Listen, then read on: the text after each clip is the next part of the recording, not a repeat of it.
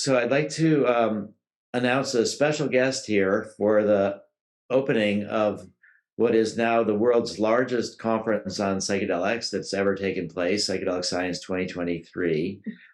And I think the man that is responsible more than anybody in the entire world for contributing to the psychedelic renaissance and setting the groundwork for the early research to make this possible, and who also had inspired me back in 1972 to devote my life to psychedelics. And it's my great pleasure to introduce you to Dr. Stanislav Grof and also to Brigitte Grof. Hello, everybody. What a wonderful, wonderful conference. Rick, so amazing. I don't know how far you are going to go. I have been thinking these days about memories when we were together in Estelen on the 70s, working with psychedelics, and you had these fantasies about bringing legal psychedelics and well, this for patients. And also thinking that you become yourself a psychedelic therapist. And this is very few dreams, big dreams that come to through, And this is what happened to you, This is not just fantastic, the largest conference, but I think it's an event from the century. Yes. About psychedelics, Absolutely. Yeah, and I was inspired by you, Stan. I mean, if I hadn't been fortunate enough to read Realms of the Human Unconscious in 1972, none of this would ever have happened. It was really the light that you kept burning and that you kept sharing, even as the LSD research was being shut down, that touched me. So it really, you're more the origin of this. Thank you so much. Now, before we continue, I would love to introduce Brigitte here. She is my wife, and we have known each other for 39 years. And we got together at also at SLN, but she was for a year. And at the time, we were doing the new psychedelic, the transpersonal experience by the holotropic breath work, both short and also month-longs. And she was in all of them, working, learning, teaching, at a time when we didn't have any formal training. I was so lucky to be in the first formal training from 88 to 90 for the first a great one, certified in holotropic breathwork. That also was transformative for me and for so many of us who were in that training. Well, I will mention one more thing. It's important that 4 years ago I had a stroke, which didn't change my arms or legs. I believe that I still can think very well. Yes. But I have not able to teach very well. I have a few languages, and they are not. They're also mixed up now. Once in a while they come. I have to mention Czech or English, German, Russian, So when I come, they have a problem at this point, she will come in and help me. And help you with words. I'd like to say something that I was always amazing that how you have done, all you have done, working all over the world. And I really didn't understand until I spent a month with you in Israel. You were coming there, getting MDMA for training, and also also for symptomatic treatment was marijuana. Yeah. Yeah. And you were also trying to get new people for the training. Yeah. Yeah. Yeah. The Israeli Ministry of Health was actually very helpful and very open to this. So we did big transparency, big breathwork session. You know, I think about 260 people, and seminar. You know, in Jerusalem, and then trained all over Israel. And what I'm saying is that we probably did not have an hour for those photos for this whole time that you were not working. You were on a telephone, or you were in some personally talking. You were there with psychiatrists, psychologists, politics, people coming from Palestine, Palestine. You know, biologists. Also, at the end, we have this wonderful evening for who is called the Israel Hoffman. You know. Yes. Raphael Meshulam. Yeah. Meshulam, actually, he just died last week or so. Yeah, Raphael Meshulam was just who discovered THC, and then he discovered the brain's endogenous cannabinoid system, and yeah, that was such a great meeting with the two of you. You know, these two pioneers. So I understood that you were sort of probably did not have a minute that you worked on what you have done, and it's just amazing the energy that you have. All the time, somewhere in different parts of the world, and working. You know. Thank you, Stan. Yeah. Okay. Then something's coming back also to me. The last visit that I had with Albert Hoffman. This was 4 months before he died, and this was a conference in Basel, and he was still wanted to give a presentation. He was 102, yeah. Huh? He was 102 years. 102, yeah. And we didn't feel very well, and so she stayed home, but invited. This was you and Carmen Giga. Carmen and Hans-Rudi Giga, you know, was friends, and spent a wonderful, wonderful afternoon with him, and talk very much about how somehow his children, you know, it says LSD and psilocybin, might be integrated into society, and see that we become something like a new what happened in Greece. You know, these in Eleusis. Eleusis, like a new Eleusis. And he believed, you know, that very likely because there's such a great culture in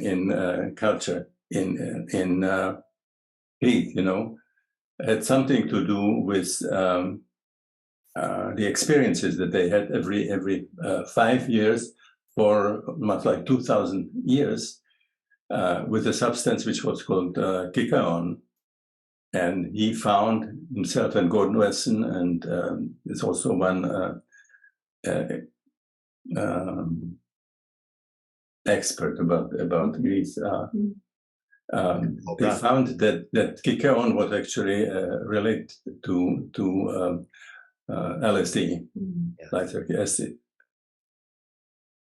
And so he believed that maybe there is something to do with the culture that happened in, you know, just how amazing they were in terms of painting, cultures, scientists, culture, philosophy, of course, mathematics, science, and so on.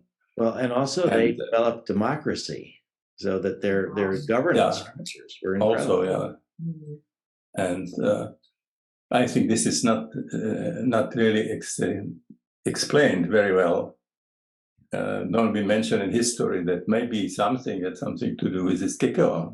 Yeah. If you imagine what happened in the 1960s here, you know, in terms of music and cultures and stuff like that. So this was happening for almost 2,000 years in a relatively small area as compared to America or. So we are not yet in new within. But not there yet. New Eloises. They are not in new Eloises. But I think what might happen if everything gets well, you know, that we'll get more and more patients who have good diagnosis, but then also their therapists are going to have experiences, because you cannot really well work with psychedelics without having yourself the experiences, you know. Yes. Everybody who has done it understand that. And then it can continue also to all kinds of things which we know can be used. You know, you can do spirituality. It could have to do with paintings. It could do with the new. You know, many people using psychedelics have actually discovered new things that couldn't done before. So that's another thing that could be done. So if we could continue this, and also then go to a situation where people who would have the experiences would have centers all over the world, where they could have it with pure substances and with people who can do a set and setting, you know, and good substances. I think we would be very far towards the dreams that Albert had. Yeah, you know, we're hoping to train 25,000 therapists in this decade. So there will be thousands of these centers. And the therapists will be cross-trained between MDMA and LSD and psilocybin and ibogaine and ketamine. And so, yeah, it's really about the whole field of psychedelic medicine and psychedelic therapy and psychedelic spirituality and creativity that we want. I think it's also wonderful that we can, in one way, you know, we know that if people do holotropic breathwork, or, you know, breathwork experiences, that basically learn every basic things that they need for psychedelics. We are doing it now, trying to teach people, even if they're sitting, and then start when they can actually have the experiences themselves. But it's a very important way that we can get to get a lot of psychedelics in the world. Yeah, we have created a new training. It's called Grof Legacy Training. It's representing Stan's work, and we call it Grof Breathwork now, the holotropic breathwork. And so people will learn to sit and to experience the breathwork, and also learn to sit, you know, for psychedelics. And we will have actually a panel on the conference. So if you're interested, you can come and get more information. The Grof Legacy Training. Yeah. Yeah, you know, one of the most amazing things about the breath work is that it shows that these experiences are inside us. It doesn't take that much. It's not like the experiences in the LSD or in the psilocybin. Just opens us up to what's in us. And just by, I mean, the brilliance, Stan, of creating holotropic breath work is that it's so clear that these are inner experiences, and it doesn't take that much to bring them to the surface. Yes. You can do it on your own if you're supported and courageous enough. And so I think the breath work is just a magnificent invention and development. You know, I also when I started working with LSD, I thought it was this very powerful, exotic kind of substance. There's nothing like that can then sort of come bleach to it, you know. And to find breath work, how actually easy some people can get deep into the psyche, you know. Well, we just talked about that lately, and Stan said this was a fabulous experience and discovery, and it really it's not the substance or the medicine. Eventually, it's the psyche and the inner healing intelligence that gets activated even by breathing, and so you can get all these experiences, and you can connect with your inner, self on that way. So that was really an important step, and it still is to do breath work. Well, and also when psychedelic research got shut down, and when the Controlled Substances Act got passed in 1970, and U.S. managed to try to shut down psychedelic research all over the world, the through line for the next several decades was breath work, and that's when people who were interested in studying psychedelics could study breath work. And I remember, Stan, one time you said something hilarious, which was that you thought that nobody could ever make breathing illegal. but then the French managed to do it because they declared breath work a cult and they criminalized it. Well, they stopped spirituality, everything that had a name spirituality was not accepted, Yeah. Well, and also I think what is important is the cartography of the psyche that you discovered. So the people who work with psychedelics really should know about that. What can happen? What you can encounter when you do psychedelics, and it's also really beautifully written in Stan's book, The Way of the Psychonaut. This is in 2 volumes. There you really find everything that you can encounter when you go to these inner journeys. Because I think you mentioned you gave me for the birthday. Okay. You gave me a book that I really love. It's now coming in English. Before it in Switzerland in Germany. But she realized that when I started working with psychedelic, I think it was in about. It was Max in pharmacology. Pharmacology. The secret was in chemistry, and then I realized when I found out that when we had these experiences, that different people under the same dose and the same set and setting had a completely different experience. And then if we had this experiences repeatedly, each sessions were completely different. Yes. If you do LSD now and 2 weeks later, it's going to be completely different. So this is not pharmacology. I realize this is the psyche. So it is something actually coming out of the psyche, like a catalyst, and then I was not interested in chemistry anymore, and just looking at the psyche, go back into patients, and actually the smaller dosages, going state after state and coming all the way to finding the experiences of sessions, the perinatal experiences, reliving birth, and then going beyond that. Then I had to call them transversal experiences, and then even beyond it, people started being things from mythological, from gods and goddesses, and from level from heaven and hell and purgatory.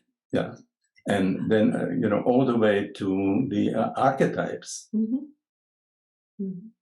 So I started talking about this when I read the Newton, the treasure hunt.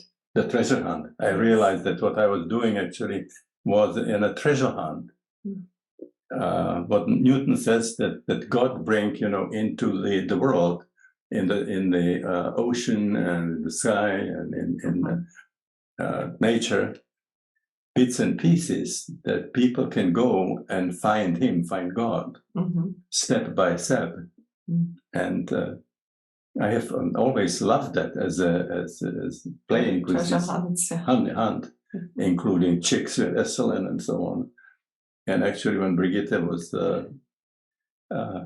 you proposed to me. You proposed to me. Yeah, proposed. She had to go through the treasure hunt. I had to find the ring. I had to find the ring. It took me over an hour. That's great. So I believe that this was my little like a treasure hunt, you know, treasure hunt, you know.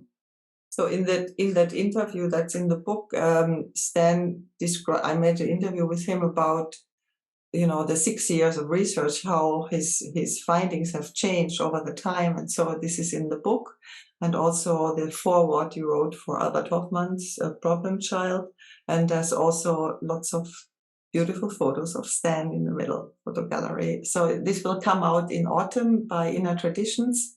It's called Stan Grof and LSD, what is it called? Stan Grof, Pioneer of LSD, from Pharmacology to Archetypes, and you can pre-order it at the Inner Traditions table.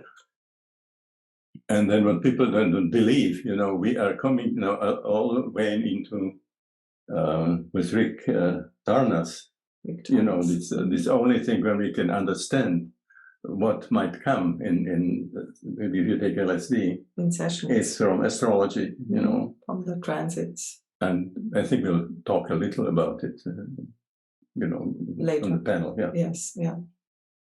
And also we will show the film about Stan's life and work. It's also called The Way of the Psychonaut. It will be shown at this conference. Yeah. And last but not least, I also have something to announce, very exciting. You know, we know that for whatever reasons, paradigm shift is a slow thing. And Stan's work, who has been around for 60 years or so, still has not reached much of, you know, psychiatry and psychology in the academic circles. I mean, I think there was just a while ago, they found out that actually babies can experience pain. So they're a little bit behind with things. And so one exciting thing is now there's going to be for Ubiquity University, which is an international accredited online university, will be starting in autumn the first academic studies. It's called Grof Studies. And there everybody internationally can participate in the exciting program, and you could get a master or PhD in Grof Studies. It's called Ubiquity University. University, so people can have it anywhere in the world. Yes, it's very nice Africa, university. So you can find that in the internet if you're interested. And they also give credit if you have other trainings like with MAPS or other psychedelic or breath trainings, then you can get some credit for that from them towards the degree. So we are very happy to see this happening, and I hope it's going to be changing the paradigm in the academic world as well. Enrique, you remember that when we started working with breathwork, I was giving you the 4 images of fecuses. Remember? Yes. Like this. I just realized some time ago that it's over 50 years when I, for the first time, brought it into. This was in a conference, which was in Amsterdam. And I still carried it the whole years together, you know, for conferences and that sort. Wow. Well, it's so great that you've been persistent and not have given up on humanity, because these things are so self-evident sometimes when you have these experiences and when you see the healings, and yet the world has been so slow to adopt it, and so much fear, but I think it's thousands of years of sort of suppression and fear. So it's just this whole conference, I think, is kind of a tribute to and now when people have access to psychedelics, you know, they all are reliving birth all the time. They know that it's a death, rebirth, and things like that.